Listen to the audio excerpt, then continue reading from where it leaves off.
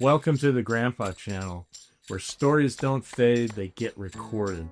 I'm Steve Harris. My grandkids call me Rivers. This podcast is where grandpas and grandchildren pull up a chair, turn on a mic, and let her rip. Grandpa stories are chock full of wisdom, life lessons, and frankly funny as hell.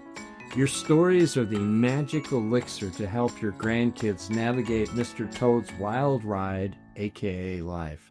Let's Grandpa.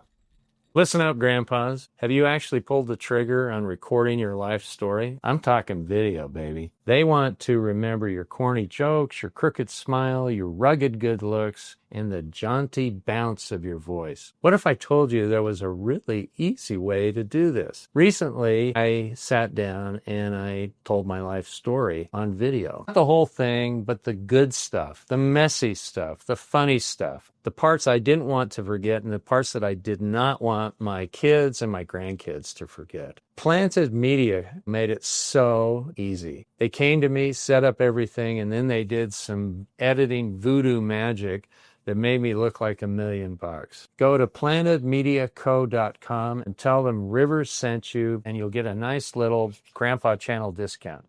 All right, back to the show. I was absolutely convinced that I'd make the major leagues. I was a pitcher. I loved pitching. I achieved early success, maybe way too early, as a pitcher. There's nothing quite like striking somebody out.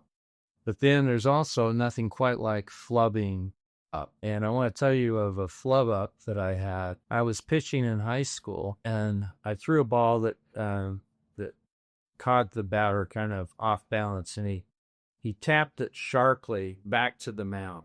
I grabbed it, kept my butt down, and I grabbed the ball, and he was barely out of the batter's box. And I had seen this before where the pitcher will just kind of play cat and mouse a little bit, like, I got the ball, you hit the ball weakly back to me, and now I'm going to play cat and mouse with you.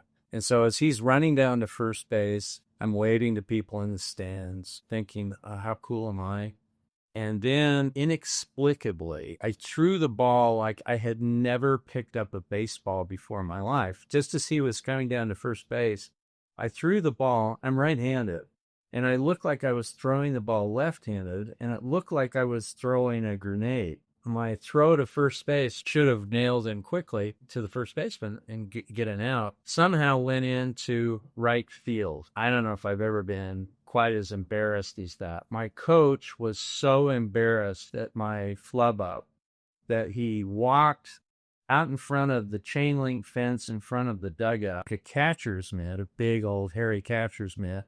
He yelled an expletive or two, and then he threw the catcher's mitt as hard as he could at the chain link fence in front of the players in the dugout. And so the reverberations, the whoosh, whoosh, whoosh from the fence in front of the dugout, I can still hear in my mind. And I was totally embarrassed. Moral?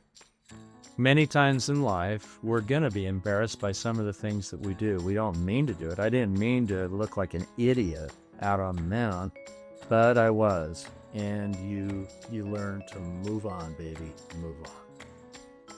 That's it for today's episode of the Grandpa Channel. Until next time, keep the mic hot, the memories fresh, and the jokes just slightly inappropriate. I'm out of here. It was pretty good, I think.